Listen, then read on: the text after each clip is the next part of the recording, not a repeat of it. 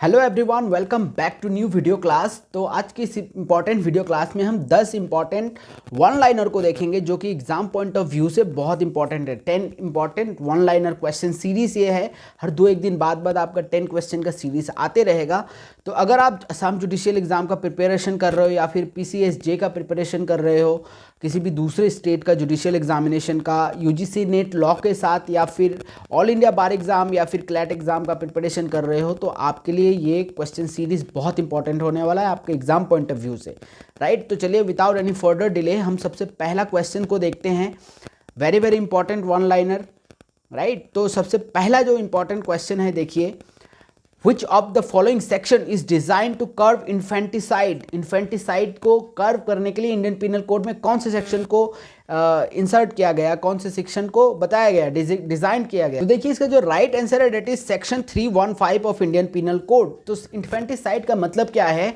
Killing of baby child, या फिर killing of newborn babies, या फिर killing of child in mothers womb, right. वो इन्फेंटिसाइड में आता है। तो इसको कर्व करने के लिए जो इंडियन पिनल कोड में जो सेक्शन इंसर्ट किया गया, डेट इज सेक्शन 315, राइट। तो दूसरा क्वेश्चन था, the provision relating to dowry is given under section which, right. कौन से सेक्शन में डाउरी प्रोहिबिशन, डाउरी को प्रोहिबिट करने के लिए कौन से सेक्शन में प्रोहिबिशन मिलता है इसका? तो section 304B of Indian penal code. ये भी आपको जानना पड़ेगा कि जो डाउरी प्रोहिबिशन एक्ट है, ये 1961 में भी इनेक्ट किया गया था, स्पेशली डाउरी को प्रोहिबिट करने के लिए। डाउरी रिलेटेड जितने भी ऑफेंसेस है उसको प्रोहिबिट करने के लिए डाउरी प्रोहिबिशन एक्ट 1961 भी एक सेपरेट एक्ट है to deal with this matter, right.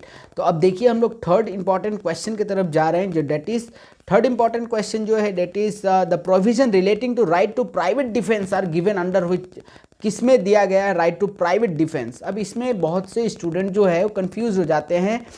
एक हो गया आपका general exceptions, right. General exception जो है ये सेक्शन 76 से 106 तक का है, राइट। सेक्शन 76 से 106 तक का पूरा जनरल एक्सेप्शंस का चैप्टर है, जनरल एक्सेप्शंस का प्रोविजन है, राइट।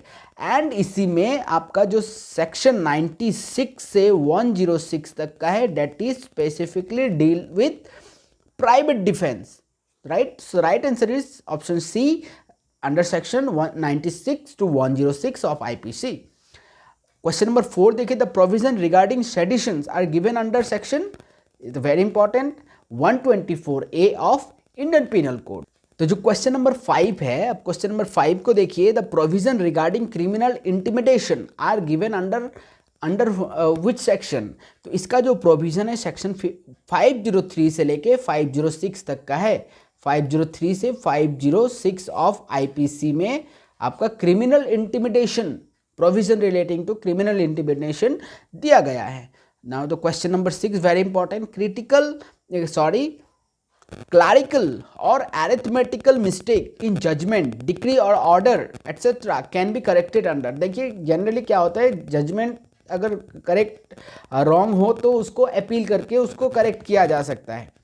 बट अगर छोटा छोटा कोई मिस्टेक हो, क्लरिकल और एरिथमेटिक मिस्टेक का प्रोविजन दिया गया, जो कोर्ट जजमेंट पास किया वही उसको करेक्ट कर सकता है under section 152 of CPC। Very important question बहुत बार आता है, एरिथमेटिकल और clerical mistake in judgement can be corrected under which section of civil procedure? Addition और alteration of charge is provided under CRPC। कौन से सेक्शन में एडिशन और अल्टरेशन, यानी कि कोई भी जब चार्ज फ्रेम हो गया, एक बार चार्ज फ्रेम होता है उसके बाद ट्रायल स्टार्ट होता है, तो यहाँ पे क्या, अगर in the middle of trial अगर कोर्ट को लगे ना एक्स्ट्रा कोई चार्ज फ्रेम करना है या फिर कोई चार्ज को वहाँ से ऑल्टर करना है, राइट, तो वो पावर कौन से सेक्शन ऑफ CRPC में दिया गया है? तो that is very important, section 216 of criminal procedure code. अब देखिए, अल्टरेशन और addition of charge can be done at any time but before the pronouncement of judgment, ठीक है। ये भी बहुत बार क्वेश्चन आता है कि कहाँ, किस स्टेज तक आप अल्टरेशन या फिर एडिशन ऑफ चार्ज कर सकते हो? तो जजमेंट प्रोनाउंसमेंट के पहले तक ये किया जा सकता है। नेक्स्ट इंपॉर्टेंट क्वेश्चन को देखिए, the term evidence means and includes evidence क्या क्या है, तो यहाँ पे the answer is all of the above. देखिए ऑरल एविडेंस भी एविडेंस ही माना जाता है, डॉक्यूमेंट्री एविडेंस एविडेंस ही माना जाता है, electronic record produce for the inspection of the court, सबको एविडेंस ही माना जाता है, राइट। तो ये इंपॉर्टेंट है। एविडेंस का मतलब सिर्फ ऑरल एविडेंस नहीं, या फिर ओनली डॉक्यूमेंट्री एविडेंस, या फिर इलेक्ट्रॉनिक रिकॉर्ड्स ही नहीं, all together can be the evidence. जो भी किसी भी फॉर्म में हो वो एविडेंस हो सकता है। यहाँ पे question number 8।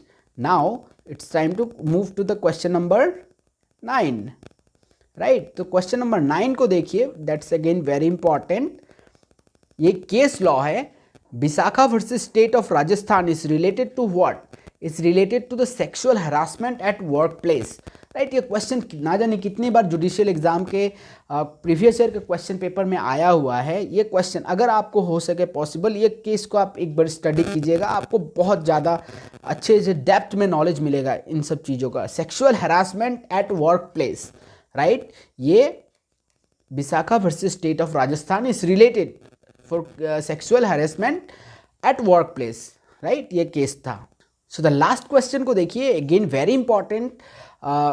Under which of the following section of CrPC deals with the irregularities which vitiate proceedings. देखिए दो क्वेश्चन आता है, irregularities which vitiate proceedings and irregularities which do not vitiate the proceedings. तो यहाँ पे दिया है the vitiate the proceedings, that is section 461 of CRPC, right? So the option B is the right answer. Agar they the section which the irregularities which do not vitiate the proceeding, that is section 460. Clear है? तो this is all about for today's video. Video को like कर दीजिए, channel पे नए हैं तो subscribe कर लीजिए ताकि आने वाले इंपॉर्टेंट वीडियोस आपसे मिस ना हो। See you soon in the next video. Thank you so much.